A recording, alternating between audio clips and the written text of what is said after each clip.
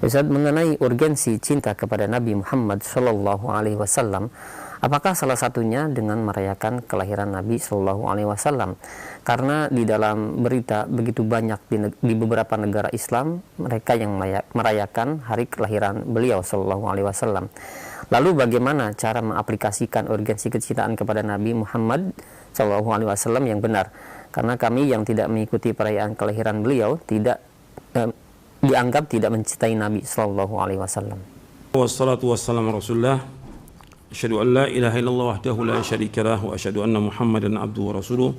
Allahumma shalli wa sallim wa barik nabi. Nanti antum yang bertanya maupun yang hadir atau yang mendengarkan kajian ini, antum bisa baca nanti buku Konsekuensi Cinta kepada Nabi Muhammad SAW.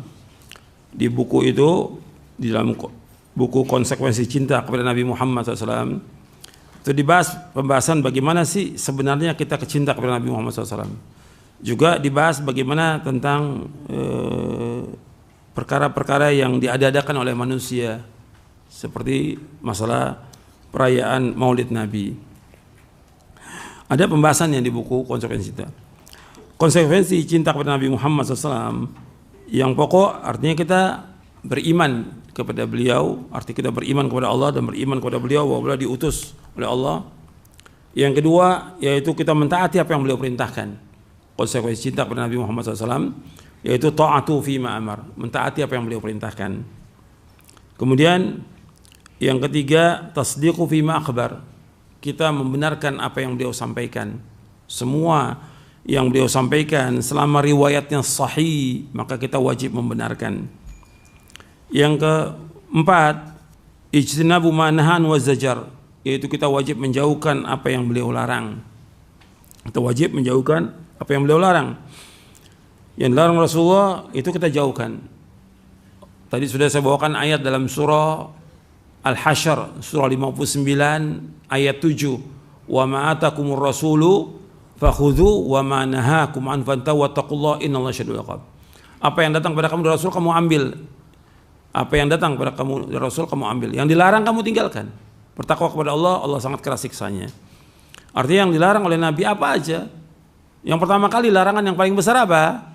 Syirik, jauhkan. Kemudian larangan yang besar lagi apa? Bid'ah, jauhkan. Larangan durhaka pada orang tua, jangan sampai kita durhaka.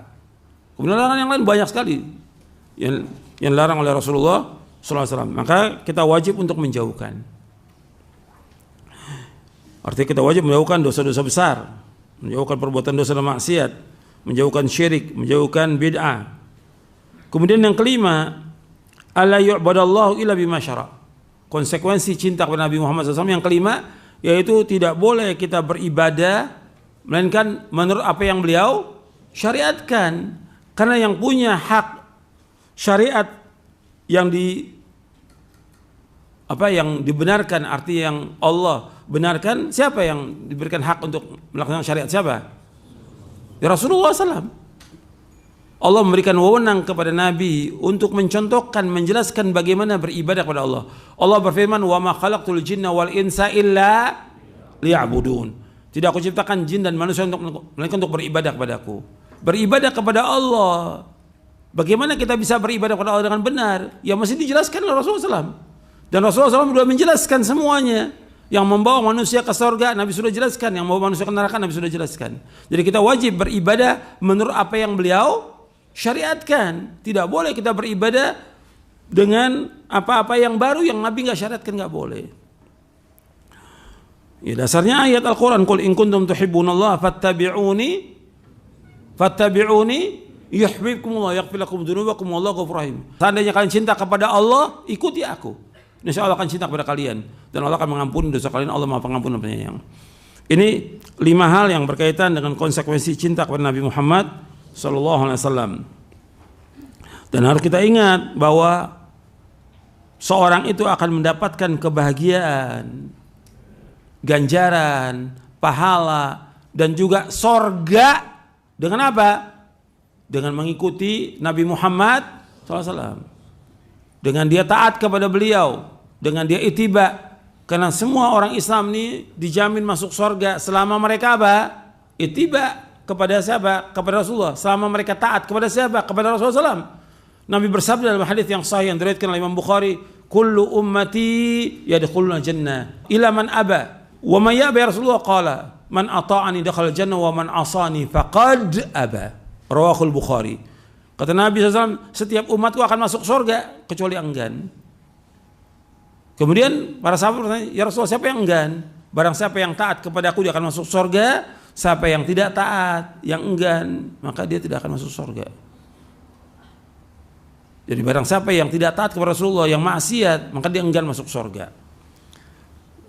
Nah, termasuk tadi berkaitan dengan masalah perayaan Maulid Nabi. Kita kembali kepada contoh Nabi SAW. Pernah tidak Nabi mengadakan perayaan untuk hari kelahirannya? Pernah nggak? Enggak. Kalau seandainya itu baik atau digunakan sebagai sarana buat dakwah, mendakwakan orang kafir, Nabi sudah laksanakan. Nabi nggak laksanakan. Dari mulai Nabi awal dakwah sampai beliau wafat tidak pernah. Yang kedua, para sahabat cinta nggak kepada Nabi? Orang yang paling cinta kepada Rasulullah para sahabat. Mereka wali-wali Allah dan mereka semua dijamin dengan surga. Para sahabat radhiyallahu anhum ajmain. Nggak ada seorang sahabat mengadakan perayaan Maulid Nabi SAW. Tidak ada. Kalau seandainya baik, lau kana khairan lasabaquna ilaihi. Kalau seandainya itu baik, mereka sudah lebih dahulu.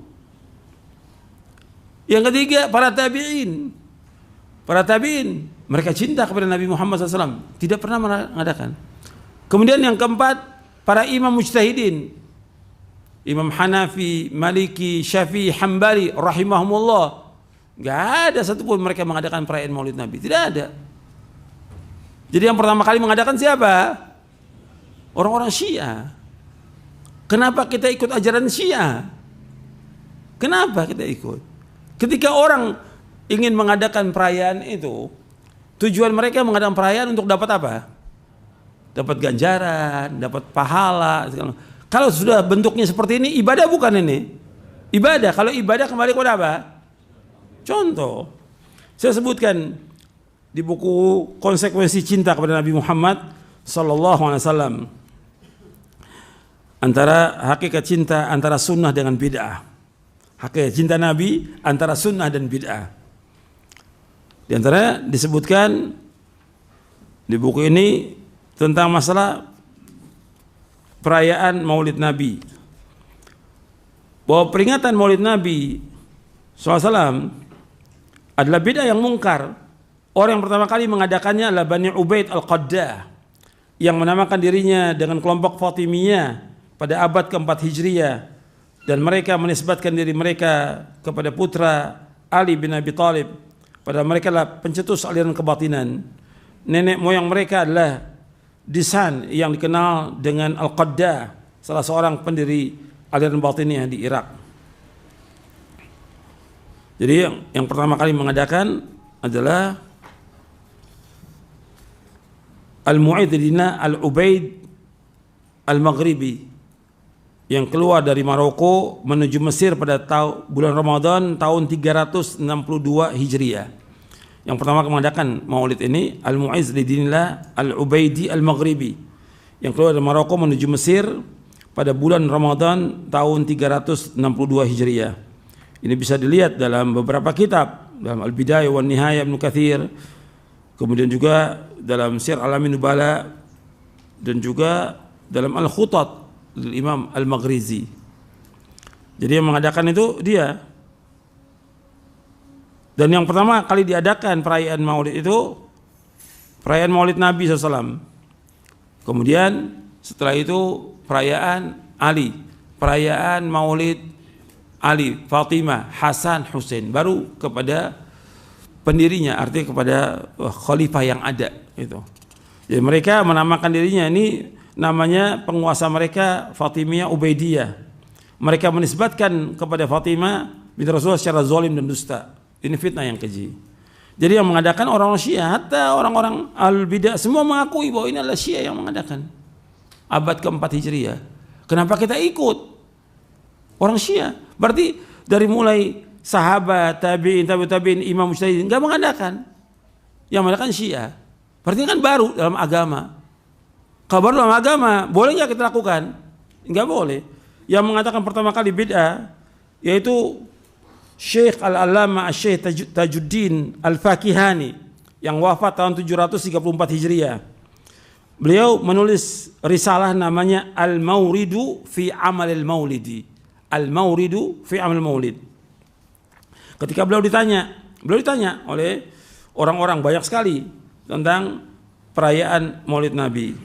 Kata beliau begini, "Amma ba'du faqad takarrara su'alu jama'atin minal muwarakin 'anil ijtima' alladhi ya'malu ba'dun nas fi syahri Rabiul Awwal wa yusammunahu al-Maulid. Hal lahu aslun fi syara' aw huwa bid'atun wa hadathun fid din."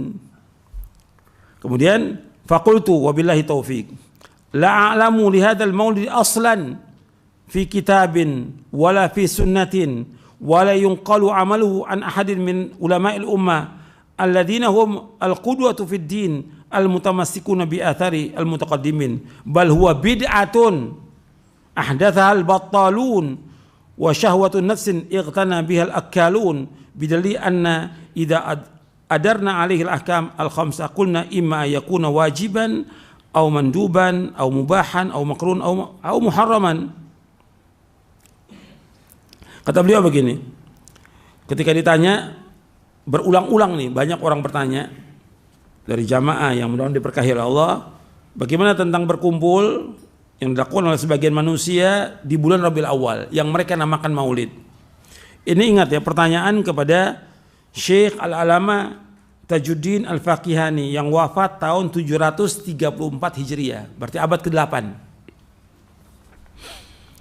Apakah Maulid ini ada asalnya dalam syariat atau dia bid'ah, diadakan dalam agama?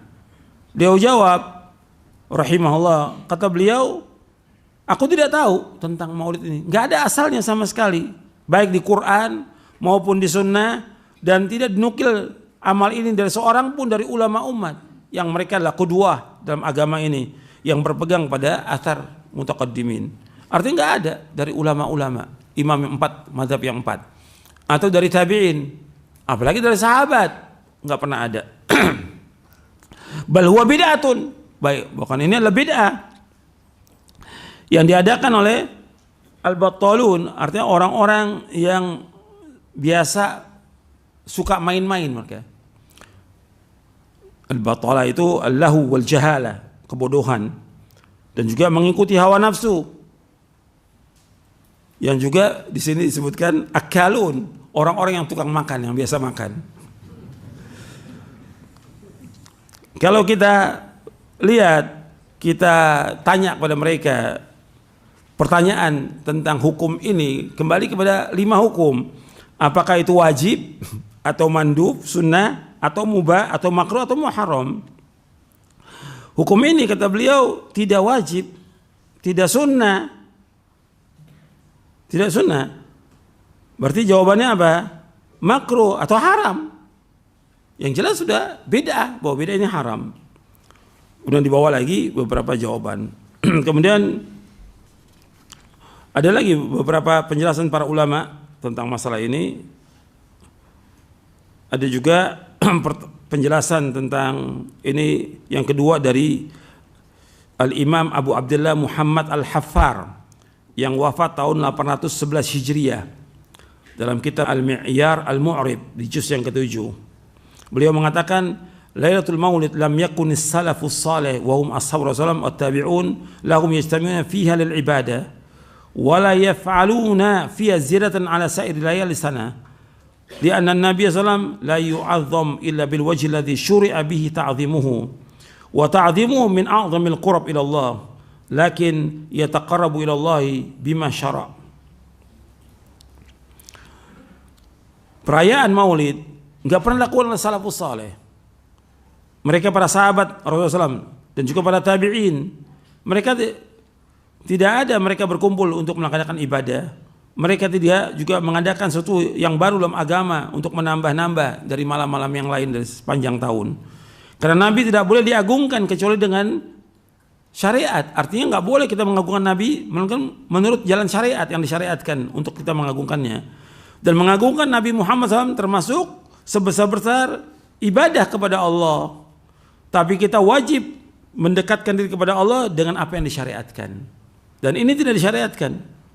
Dan juga kalau kata beliau tentang kelahirannya, tentang kelahiran, para ulama ikhtilaf kata beliau. Faqila inna wulida fi Ramadan. Ada yang mengatakan dilahirkan bulan Ramadan. Ini pernyataan Abu Abdullah Muhammad Al-Hafar, wafatnya tahun 811 Hijriah. Waqila fi Rabiul Awal. Waqtulifa fi ayyumin wulida fi ala arba'ati aqwal. Ada yang mengatakan Rabiul Awal, tapi dipersilakan hari yang keberapa? Ada yang mengatakan hari yang ke-8, ada yang ke-12, ada yang ke-20, ada yang terakhir di akhir bulan. Jadi nggak sepakat. Justru yang sepakat para ulama kematiannya, hari wafatnya Nabi di bulan Rabiul Awal, tanggal 12 Rabiul Awal, di hari Senin wafatnya Nabi. Sepakat para ulama ahli sejarah. Tapi lahirnya nggak sepakat. Untuk lahirnya Nabi betul bulan Rabiul, tapi nggak sepakat. Sebagian mengatakan di bulan lain, ada yang mengatakan Ramadan. Jadi ketika orang mengadakan perayaan Maulid Nabi, berarti di saat itu hari apa? Hari wafatnya Rasulullah SAW. Bagaimana orang mengadakan perayaan wafatnya Rasulullah? Yang sepakat para ahli sejarah, Rasulullah wafat tanggal 12 Rabiul Awal. Sepakat itu. Di hari Senin wafatnya. Lahirnya betul hari Senin, tapi tanggalnya beda. Tapi kalau wafatnya sepakat di hari Senin. Bagaimana orang mengadakan perayaan di saat wafatnya Nabi sallallahu alaihi wasallam. Kemudian juga disebutkan oleh yang lainnya, ini banyak penjelasan para ulama terdahulu yang menjelaskan, ya pokoknya di atas abad yang ke-8 ya, ke-7 ke-8 menjelaskan bahwa semua bid'ah. Baru ulama-ulama yang sekarang yang mengatakan bid'ah itu. Sekarang kalau itu sudah dikatakan oleh para ulama itu bid'ah, nggak ada contohnya, ya kenapa kita sibuk dengan yang seperti itu? Mestinya kan orang mukmin sibuk dengan yang bermanfaat, sibuk dengan apa-apa yang dicontohkan oleh Rasulullah SAW, sibuk dengan amal-amal soleh yang ada dalilnya. Karena sayang nanti dia habis waktu untuk yang bid'ah nggak diterima. Tadi sudah saya bawakan di mukadimah. Nabi bersabda SAW, man ahdatha fi amrina hadza ma laysa min fahuwa raddun. Barang siapa mengadakan sesuatu yang baru dalam agama kami yang enggak ada contohnya, tertolak. Hadisnya sahih, riwayat Bukhari Muslim dari sahabat Aisyah radhiyallahu anha. Jadi jangan disibukkan dengan yang seperti itu. Kadang-kadang kita ketika menjelaskan yang seperti ini dianggap bahwa kita enggak cinta kepada Nabi. Justru kita cinta kepada Nabi Muhammad SAW. Sekarang orang yang paling cinta kepada Nabi para sahabat. Sahabat enggak mengadakan. Kalau mereka tidak mengadakan, tapi nggak mengadakan, para imam yang 4 nggak mengadakan, kok kita mengadakan? Apa kita lebih cinta dari mereka? Nggak mungkin. Jelas para sahabat yang paling cinta kepada Nabi Muhammad SAW. Dan mereka sudah dibuktikan dalam kehidupannya membela Rasulullah SAW. Dengan dirinya, dengan hartanya, dengan keluarganya, semua mereka bela. Kalau kita belum terbukti cintanya kepada Nabi Muhammad SAW. Makanya ini harus diperhatikan, direnungkan. Jangan sampai kita berbuat sesuatu yang sia-sia, yang nggak ada nilainya. Dan nanti kita jadi musuh. Dengan siapa musuhnya? Dengan Rasulullah SAW. Kita mengatakan ini yang Rasulullah nggak adakan, nanti jadi musuh kita dengan Rasulullah SAW. Karena Rasulullah tidak suka dengan perbuatan apa? Beda. Dan kita mengatasnamakan nama siapa ini? Nama Rasulullah SAW. Gak boleh. Yang kita mengikuti pendapat-pendapat ulama ini, ulama. Kita dalam beragama yang kita ikut apa? Dalil.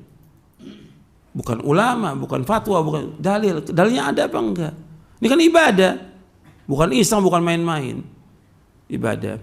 Kalau kita kembali kepada dalil, enggak ada contoh, udah tinggalkan. Masih banyak amal yang soleh yang lain yang bisa kita lakukan. Yang pada hakikatnya kita ini mengikuti Nabi SAW dalam keseharian kita. Kita wajib mengikuti Nabi dalam mentauhidkan Allah. Kita mengikuti dalam sholat. Bagaimana? Sallu kama ra'aitumuni usolli. Ikuti Nabi bagaimana sholat Nabi. Bagaimana sholat wajibnya, bagaimana sholat sunatnya, bagaimana Nabi sholat malam, bagaimana Nabi sholat duha, bagaimana Nabi yang lainnya lah, sholat-sholat yang lain yang Nabi contohkan, rawatibnya. Begitu juga bagaimana Nabi berpuasa, bagaimana Nabi sedekah, bagaimana Nabi haji, bagaimana Nabi umrah. Itu yang kita ikuti. Ya kalau kita lihat, kita pada akhirnya mencintai Nabi setiap hari, Dari mulai kita bangun tidur sampai tidur lagi. Bukan setahun sekali kita cinta Nabi. Cinta Nabi kita setiap hari dengan mengikuti sunnah-sunnah Nabi SAW. Termasuk kita berzikir, kita ikuti sunnah Nabi. Sekarang yang bagus mengikuti sunnah Nabi setiap hari atau setahun sekali? Ya, setiap hari kita mencintai Nabi Muhammad SAW. Saya pikir cukup sampai di sini. Mudah-mudahan bermanfaat untuk kita semuanya. Kurang lebihnya saya mohon maaf. Wassalamualaikum Muhammadin SAW. Subhanakallahumma bihamdik. Asyhadu an la ilaha illa anta astaghfiruka wa atubu ilaik. Assalamualaikum warahmatullahi wabarakatuh.